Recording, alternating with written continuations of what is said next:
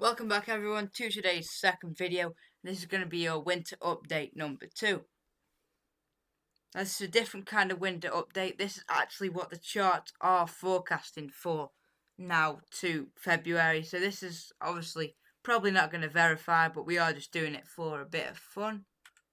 So don't take anything too seriously, but go check out the first winter update if you want to see a bit more about this. Before we start, just make sure you like and subscribe. Helps support me a lot and keeps me making videos. So without further ado, we're going to get straight into this.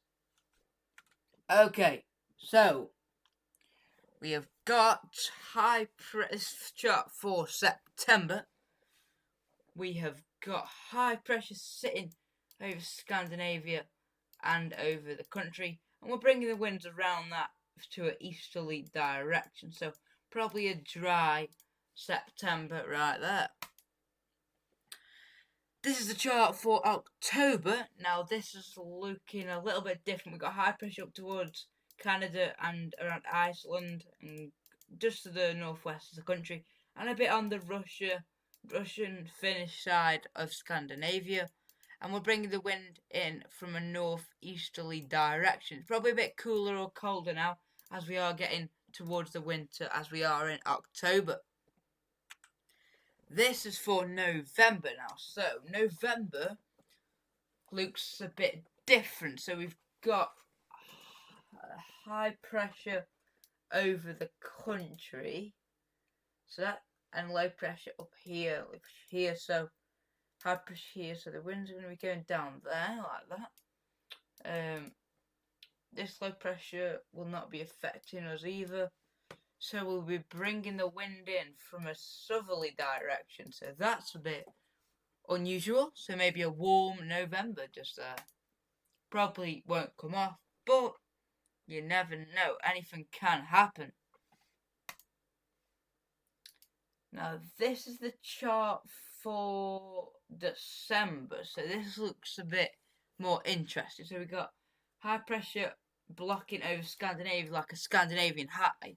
We've got low pressure here, so maybe we're unsettled with this, winds from the west, but maybe we're bringing the winds in from more of a easterly or maybe southeasterly or easterly direction. Now that could be quite cold if there is some colder air over here, but it just depends if there's any cold air over there. Put a bit in the middle, so a bit of a question mark up here. It could be westerly, it could be easterly, it could be warm, it could be cold. So that's a bit of a interesting one, but we're not going to get too into that. So we're going to move on. This is the chart for January, so 2025 now, in the new year.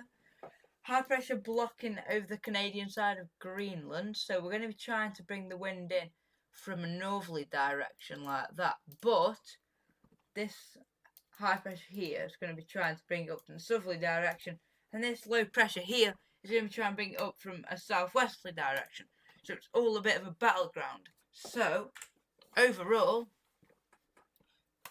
this will probably win out, but it could be quite changeable, because if this trough here drops a bit more south, it introduces to some colder winds and a bit of a battleground with that could produce a lot of snow. But there's a lot of northern blocking, so that's quite an interesting one. So we'll just have to keep an eye on what happens with that, if it does come off. It's very unlikely. So yeah. Okay, now for the most interesting month, and I've already looked at this one. A very strong blocking signal sitting over Greenland just there and up towards Iceland. We've got low pressure dropping all the way down there, and we'd be locked into a very, very cold and unsettled pattern. So how that looked, any precipitation there, we'll be trying to do this and try and bring milder weather, but this high pressure here is going to be stopping that, pushing the low pressure below us, and that's going to bring some very cold northeasterly, northeasterly winds, And we're going to be having quite a lot of snow with that. That came off. It looks very, very cold with that one. So that's definitely the most interesting chart out of all of them. Okay, so we're going to finish on the CFS chart, but this is going to be like a daily one. So this is actually going to be like a full run so we can see what's happening. So we're going to start on the 1st of November so we don't take too much time. So actually we'll just start right now, so we might as well run all the way through it. So as we run through the month of September, not really much happens. We do retrogress high pressure up towards Greenland, and a couple of unsettled spells, maybe a bit cooler at times, but not much really happens. Through October, we start to take high pressure a bit further. Oh no, where's it gone? There we go. Through October, we try and take high pressure a bit further north and drop us into a bit of a cooler wind there, but not really much happens with that.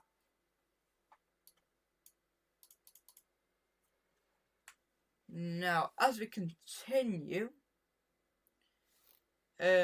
we do get a little bit of a cold spell there, but not for long then. As we go through October, high pressure dominates quite a while, and we are quite unsettled as well there, with a couple of cold snaps, but overall very, very dominated by the Atlantic. Then high pressure takes control, and we do start to retrogress high pressure up towards Greenland. Will this bring anything cold? Let's see. Into November. No, it just sort of collapses there. But as we go into December now, very unsettled December looking there, and up towards Christmas. Christmas looks quite cool, a bit frosty, but not much happening really.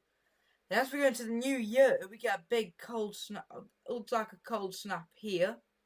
Very unsettled, but the winds are from the northeast / northwest, but originate in the northeast. So that'll probably be quite cold, that will there. So that'll be quite a cold one, I think. Then we keep getting high pressure building over Scandinavia, bringing the winds in from the east, maybe turning us a little bit of a mini beast from the east.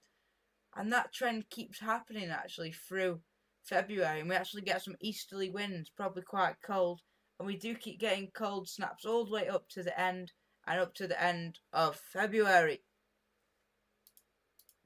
Upper air temperatures just there, look quite normal. Upper air temperatures as we go through February are quite changeable, and there is some quite cold spells, but not really much that noticeable. By the end, we're nearly in a beast from the east there, as you can see, that cold over Scandinavia, but not that much happening. So that's what today's video has been.